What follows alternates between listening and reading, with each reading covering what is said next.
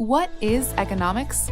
Economics often is considered a dry or dismal science. In schools, it is often taught with a focus on abstract supply and demand charts or complicated mathematical formulas. When we think about economics or the economy, we think about money, goods or services, or perhaps government policy. Although these are aspects of an economy, economics at its core is about human actions. It's about the choices and actions we make as individuals. It's about our individual wants, needs, and abilities. And it's about how we interact with others to benefit each other and build the society around us. Imagine, for example, if a single person were stranded on a deserted island. For this person, let's call him Bob, the top priority is obvious: survival. He needs water, food, and shelter. Some of Bob's resources are obvious. There may be coconuts or berries that can be foraged for food.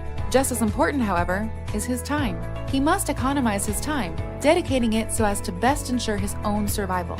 Does Bob focus on finding water, or does he dedicate his first few hours to building a shelter? Right away, Bob is forced to make decisions about trade-offs, the costs of making one decision over another.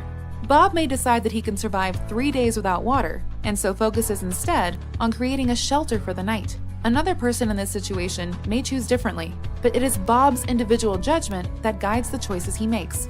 Bob's decision may not be the right one. Risk and uncertainty are an inherent part of our human existence. Perhaps Bob ends up spending so much time building a shelter that he does not give himself enough time to find water when he desperately needs it.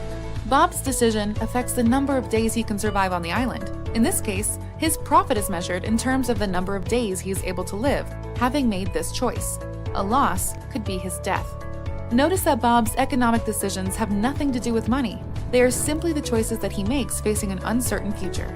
Luckily, most of our economic decisions are not matters of life and death, but basic decisions that we all make every day.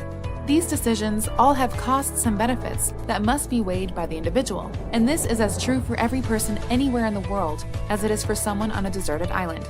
Economics does not tell us what any individual should do. Instead, economics is about understanding the costs of our decisions, about understanding how we can create value by satisfying our wants and the wants of others, and about the ways that we as individuals all play a role in contributing to the rise or fall of human civilization. The question for each of us is, what role do we want to play?